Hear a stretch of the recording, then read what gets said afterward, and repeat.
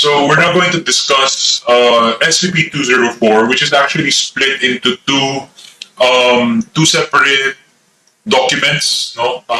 204A and 204B.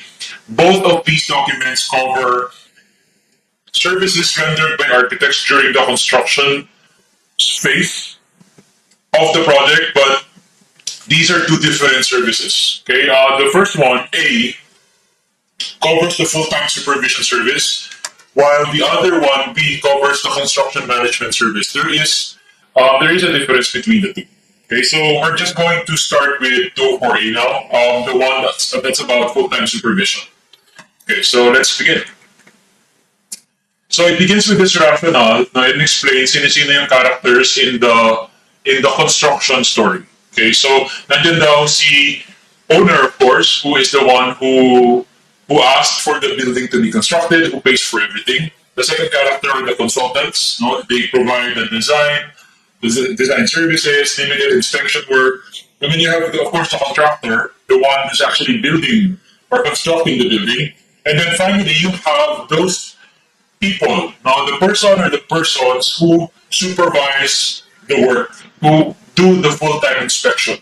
Okay, so where this service, full-time supervision, is obviously about the fourth character. Okay, the persons who assist in the supervision of the work. Okay, now, recap. What do we know about this? Building codes, sabi ng building code, dapat merong full-time supervisor yung job site, yung construction. Okay, and that person must either be an architect or an engineer. No, I think civil engineer or architect. Sabi natin, kapag architect yung kinuha, ang tawag sa architect na yun is the AICC, architect in charge of construction. Okay.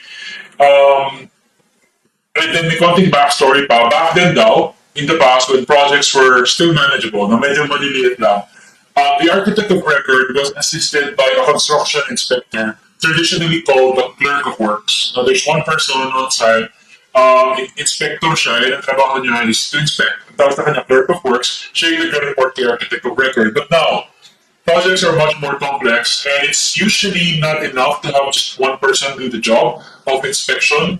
It's usually a group of people, a group of inspectors doing this inspection on site. No, normally, different trades yan. One trade, one inspector, meaning may inspector ka for civil works and structural works and architectural works. Minsan magkahiwalay pa yung architectural sa civil and structural. And then you have the people doing the MEPF, electrical, mechanical, etc. So, bottom line, projects are now so complex that it's usually not enough to have just one person doing this job. It's usually a group of people doing the job. But whether it's just one person or a group of persons, they're still doing the same job, which is full-time supervision of the construction. Okay. Now, if it's a group of people, now we refer to the group as the CSG or the construction supervision group. Normally, it would be the architect who will recommend to the owner kung sino dapat yung CSG, if it should be a group or just one person. And kung CSG siya or one person really, sino ba yung dapat i-hire? Basically, the architect makes a recommendation to the owner. Okay? And the CSG or the inspectors answer both to the owner and the architect of record. Anong trabaho ng inspector? When I say inspector, when we talk about the person here, we're talking about it could be an AICC na isang tao lang for a smaller project, or for a large project, it could be a CSG, Construction Supervision Group. It's kind of the same thing. No? The job is kind of the same thing. Trabaho nila yung quality control. Sometimes in real life, tawag yan QA/QC, quality assurance and quality control. Evaluation of the work. Okay. Preparation of inspection reports and filing of documents. So they inspect. The inspection is to ensure quality. And of course, kapag nag-inspect, dapat may reports. They also evaluate yung construction, kung gets a billings, etc. And yeah, lots of document keeping, document filing. How is this service provided? You could be the architect of record, and then you could also be the AICC if you want. No one's going to stop you from doing that. It's not a very common arrangement, but technically you could do this if you want to. Ikaw na yung nag-design, ikaw pa yung gagawing full-time supervisor. Okay? This is not, hindi naman ito bawal. In fact, nakalagay pa nga, if anything, the architect of record is in a great position to become the inspector, because if anyone knows the plans, it's him.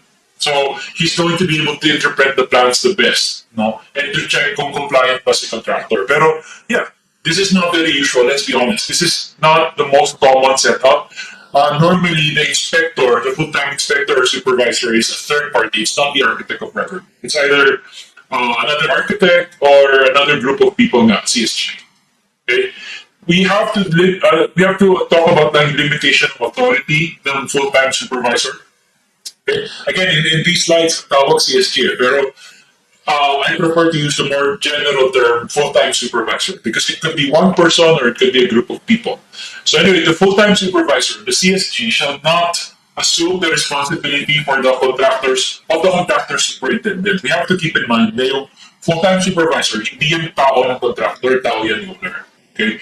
Hindi yan superintendent ng contractor, hindi yan dapat inutusan ng contractor.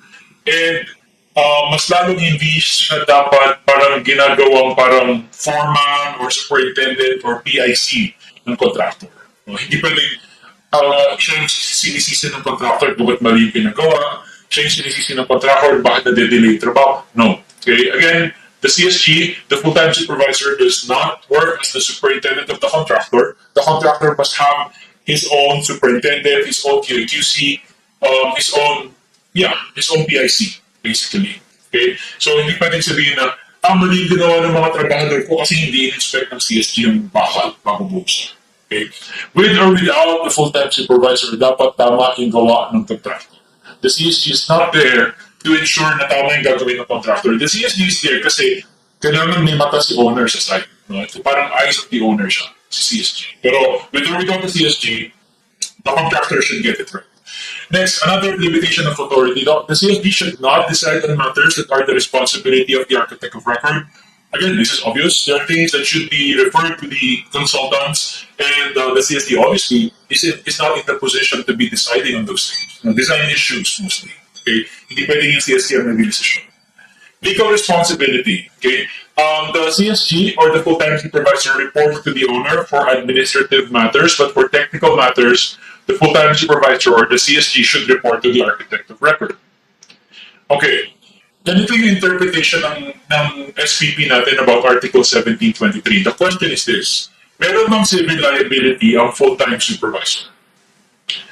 I'll just give you their interpretation. I don't necessarily 100% agree with this interpretation, but I think that this is the interpretation that you should adopt when you're answering the exam because this is in the standards of practice. At sabi ng SPP natin, under Article 1723 of the Civil Code, the CSG or the full-time supervisor may appear not to have any legal responsibility kasi the designers answer for the design and the contractor daw answers for the constructions. Pag tinanong ka, what do you think? Do you think may civil liability ang CSG or a full-time supervisor under the Civil Code?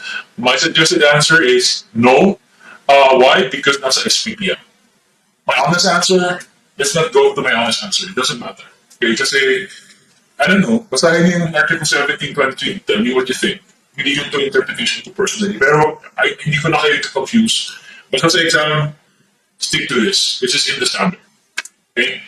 However, paano kapag sumabi, kunyari, collapse yung building, so may civil liability, na-trace sa design, so may civil liability si designers or si architect of record.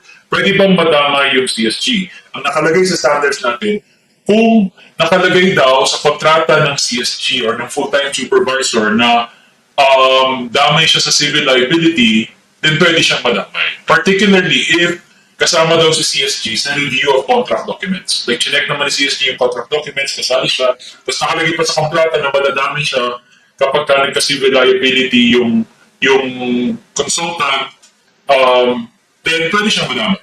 Okay, so that's what they're saying in the standards. Again, by default, walang civil liability, it appears na wala. Okay? Also, may karapatan yung consultants and yung contractor to cross-sue, to sue the CSG for acts traceable to the CSG. Sample, nag-collapse yung building during the first 15 years and na-trace na may mali sa structural plans. Okay? And then, so pinlame yung structural engineers, sinampahan ng kaso, and then ang defense ng structural engineer was, yes, may mali sa plano, but I was able to correct that. I was able to revise the plans, I gave it to the CSG, and the CSG said the issue niya sa contractor. Pero it turned out, hindi pala nabigay sa contractor yun now eh. Okay, so, anong remedy, anong pwedeng gawin ng consultant, structural engineer? Kasi nasampahan siya ng kaso ng owner. Okay? Ang pwede niyang gawin is mag-file siya ng claim, ng sarili niyang kaso against the CSG. Because ang claim naman niya is, na-correct ko, pero hindi lang na-transmit ng CSG sa contractor. Parang I would imagine that that's what this is about. Okay? Who can become inspectors? Who can become a full-time supervisor? Who can become members of the CSG? Okay, the inspectors, the full-time supervisors, or the inspectors of the CSG must be architecture graduates, must have extensive experience in design and building construction, must be very knowledgeable now in materials and construction details, and that's the end of that.